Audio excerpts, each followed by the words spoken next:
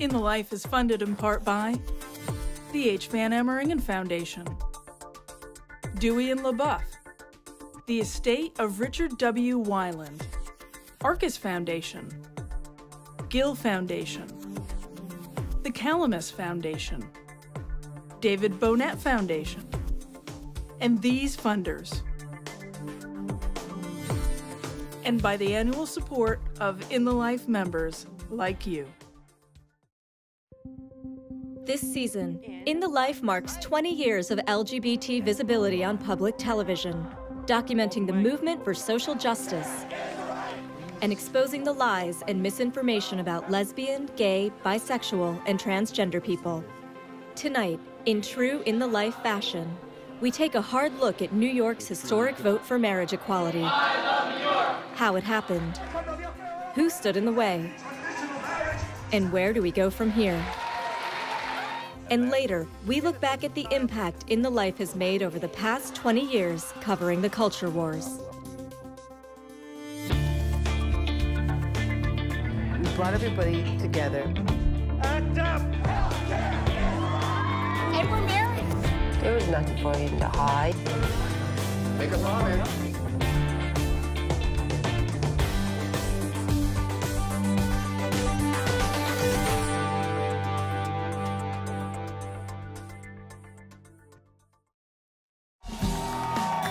On July 24, 2011, hundreds of gay and lesbian couples throughout the state of New York married in front of family and friends. 1 month earlier, Governor Cuomo had signed the marriage equality bill into law.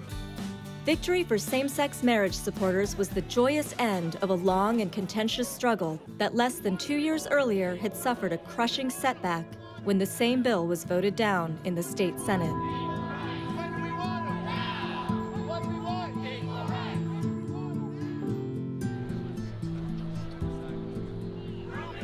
No one in New York State should ever forget the betrayal that happened in Albany on our right to be married. Not everybody was an honest broker. Mistakes were made. I made mistakes. Groups made mistakes. Shame! Shame! It was a very sad and tough time, and personally, it was a very difficult time for me. Going into the vote last time, I was very clear we were going to lose. So there were some people who I think thought we actually had the votes, so that I think was very difficult for them. None of us are where we want to be tonight. We would be lying if we said we weren't sad, and we weren't disappointed, and we weren't outraged. We thought we had till 2010 to organize for the vote, but Governor Patterson put it on special, extraordinary calendars. So we were sort of marched into having the vote happen in 2009. We were hearing directly from legislators and their staff saying things like, you know, you don't really have to worry about the gays, all they do is fight with each other.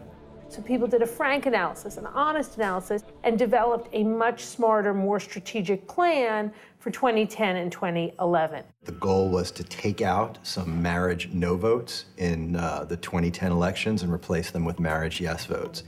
And we succeeded. We got rid of some of those who voted no and replaced them with pro-equality candidates. But in the process, of course, the leadership changed in the Senate from Democratic to Republican, which created a different set of challenges.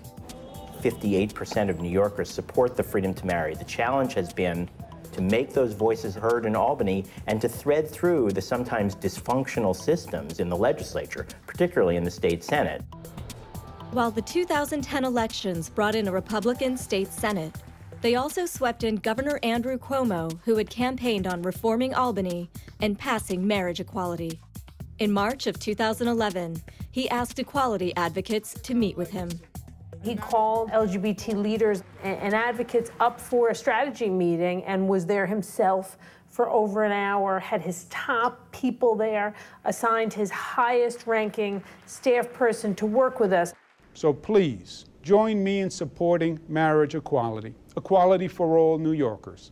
He said, I am going to use my political goodwill that I have in the state of New York to help make this happen. The momentum was there.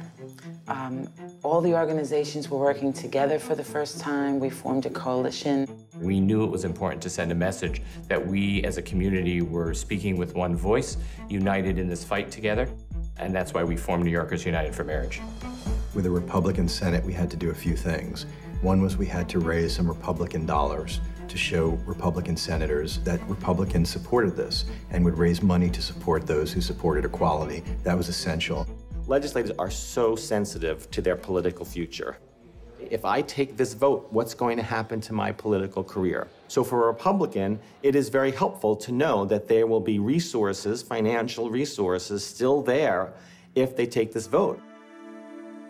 While several Republican donors were willing to commit to marriage equality, opposition to the bill was spearheaded by Reverend Ruben Diaz Sr., a Democratic state senator from the Bronx, who runs the New York Hispanic Clergy Organization and works closely with the National Organization for Marriage. My concern is marriage between a man and a man is wrong. Marriage is an institution created by God, and to redefine marriage now is wrong.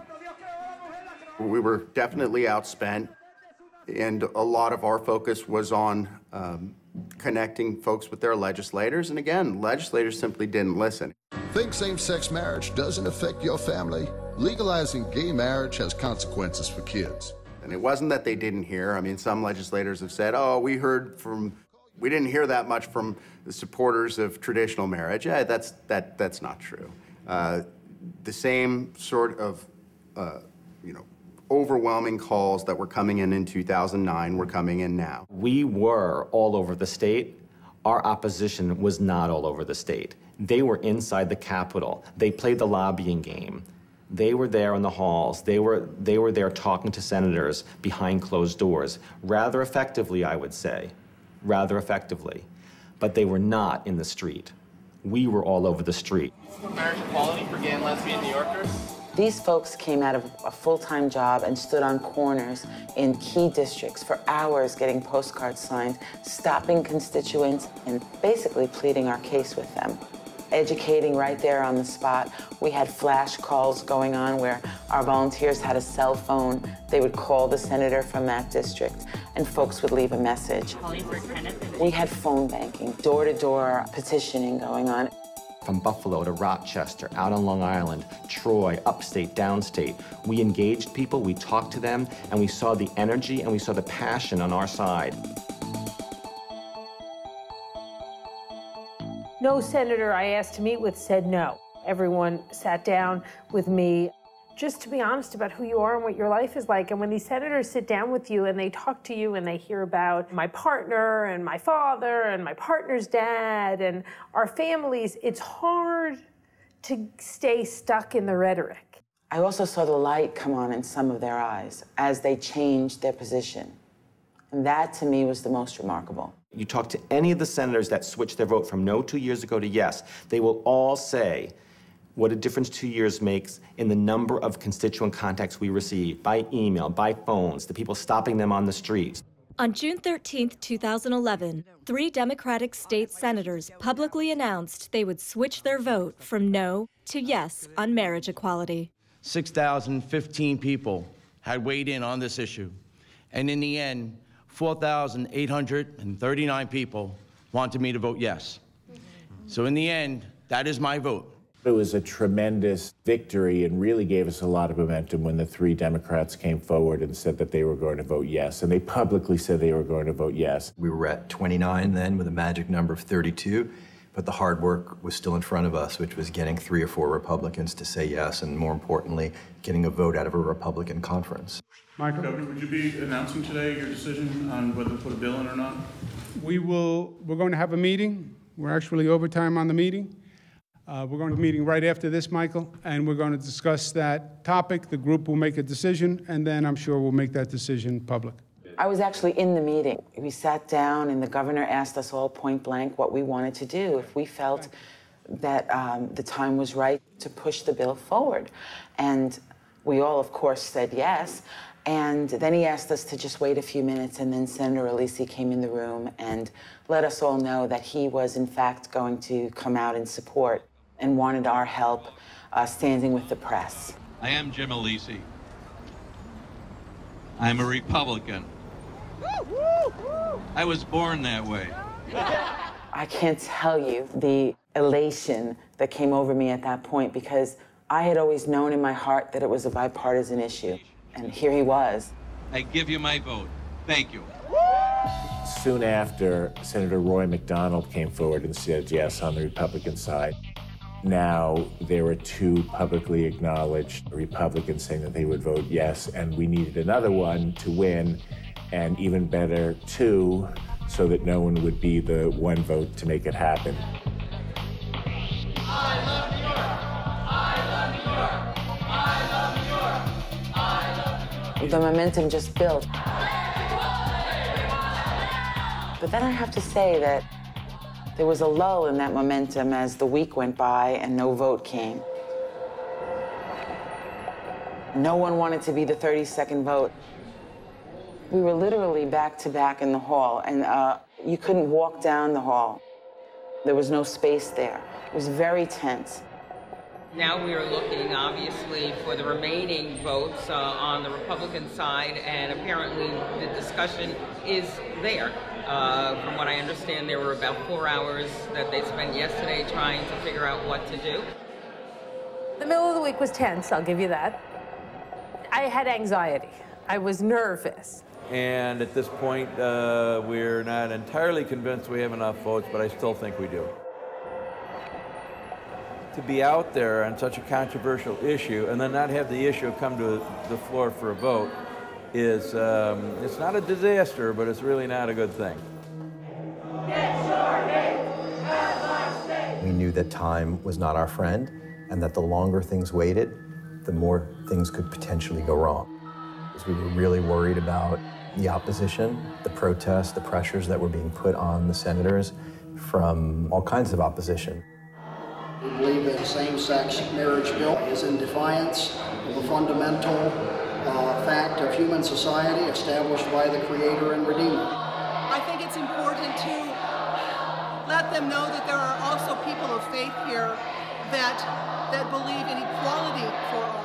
As the Republican conference met to discuss adding religious exemptions to protect religious institutions from having to serve same-sex couples, tensions mounted in the hallways of the Capitol on both sides of the issue. We are not asking to get married into a church that does not want us. So it's really not an issue. And it's just a delay tactic to delay the vote to come to the floor. Religious exemptions is not strong enough, and I'm lobbying the senators that are wavering to vote no on the bill. Marriage between two persons of the same sex is wrong. To get some exemption doesn't make it right. We're telling the religious folks, whatever you want to do in your church, that's your business. It has nothing to do with civil rights, my human rights.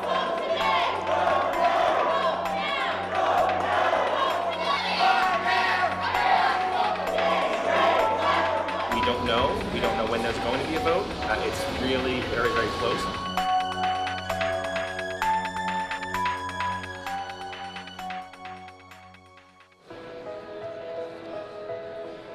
The purpose was to ensure religious exemptions. That there are protections in this bill for church and religious organizations.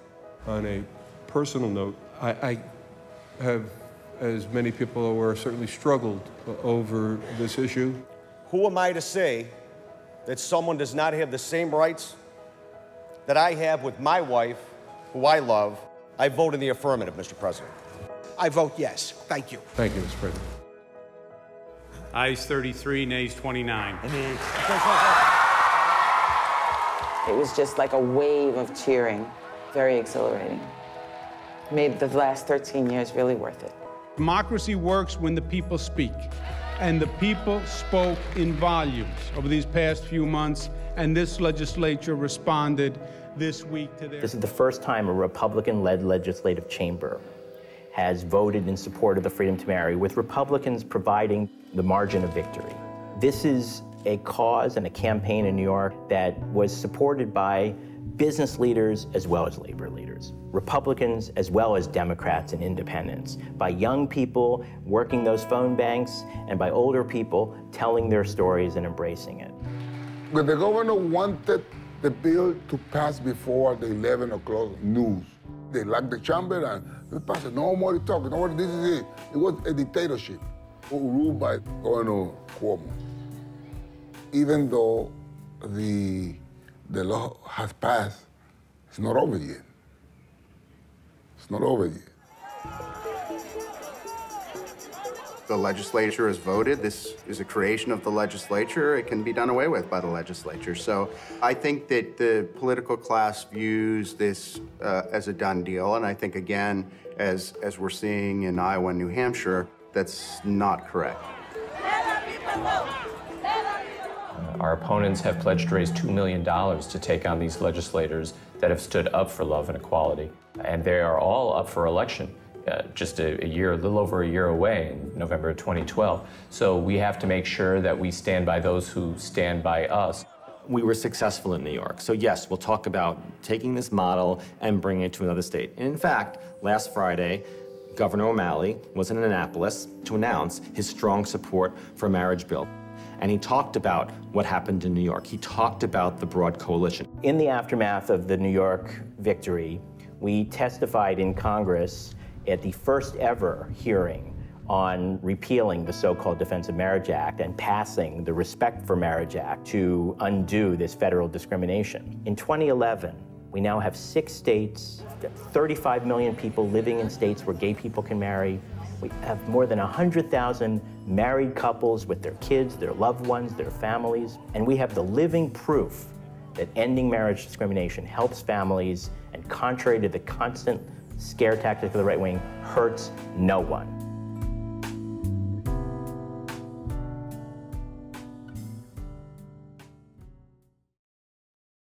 In the On June 9th, 1992, In the Life was first broadcast. Light in the loafers. If you sing in the choir, Then you are in the life. Kate Clinton was our host. Thank you. What a way to come out. It was the early 90s, and it was really very radical to do what we were doing. Now, I know a lot of you are thinking, gosh, not another show on gays and lesbians on television. It was great to be the first host. And I don't really think I knew the import of it because it was so crazy busy backstage. I mean, Julie Taymor had nothing on John Scagliotti. He had everything planned. He packed a variety show. My then boyfriend, Giuseppe, and I were in the very top row. So the idea that I would then go from sitting in the audience to then being a correspondent for the show to now sitting here and talking about it 20 years later, really, it means I'm getting old. Very little material had been on public television. To have a voice, this was a major leap. Oh, that piece of film, Vito and I made that in 1983. Todd and Martha. This historic public television broadcast was quickly met with opposition. It seems that the broadcasting apologists are hiding behind Big Bird, Mr. Rogers, and Masterpiece Theater, laying down their quality smokescreen while they shovel out funding for gay and lesbian variety shows. Bob Dole called us out on the floor of Congress, saying that we were hiding behind this smokescreen to slip in these horrific gay images. Daddy and his roommate are very happy together, and I'm happy too. These are the 2 copies that were out on the shelves. They are now in my possession, and librarian, you're not getting them back. The right always has us at the center of their crosshairs in the culture wars, and especially in the early 90s, when we as a community, and In the Life, documenting this movement of our community saying, no, we are not going to be silent, we will not be invisible, we want our American rights. As time went along, the folks who were running In the Life decided the gay community needs news. The feeling here today is incredible. There's a true sense of unity. We have come out to reach out across America. The gay community needs to know what's happening with it. Act up! Fight back! Fight AIDS! Not just in New York or in Washington or LA, but in other places around the country. You're letting people know in Ohio or in Kansas or Texas or wherever that they're gay people. There are gay people everywhere. It was the first authentic programming produced by LGBT people for LGBT people. You know, it never went through the filters of big broadcast. It really was kind of homespun. It got right into the grassroots. It got right into the nitty-gritty of what LGBT life was like, what the issues were that we confronted over the last couple of decades. I think the function of In the Life has been to show an LGBT world and an LGBT point of view of the world that is an invitation to come out.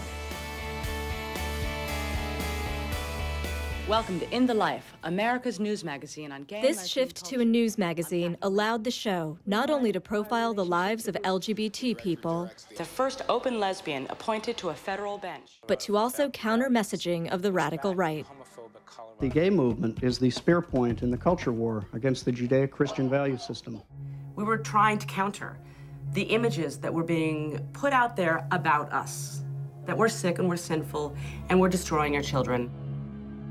I wrote Alfie's Home to let children, teens, adults, educators, and therapists know that the possibility of changing from homosexual to heterosexual exists. We did not accept the debate that the rest of the mainstream was accepting, which is that somehow homosexuals, gay people, whatever, were no good.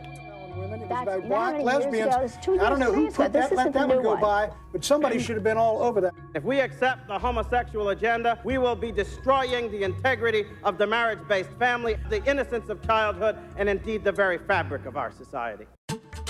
Recognizing that the struggle for LGBT equality extended beyond American borders, In the Life went global. I was really curious, about this lesbianism. In India, we don't know much about lesbianism.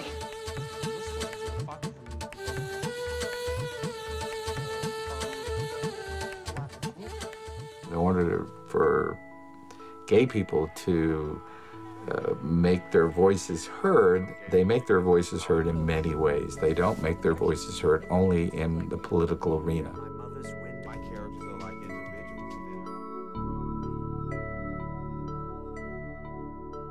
Those of us who survived the 80s lost hundreds of friends.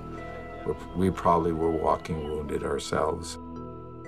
AIDS was going to be an important part of whatever we did. My name is Ed Ditterline, and this is John Perkins. We were lovers for 18 years. He died 3 days ago, and I'm really very sad. AIDS did accelerate things. And I think the culture wars are a great thing because they're a sign that we're fighting. And are people fighting against us? Yes. And I wish they were perceived more clearly as the bigots they are, as opposed to just the other side.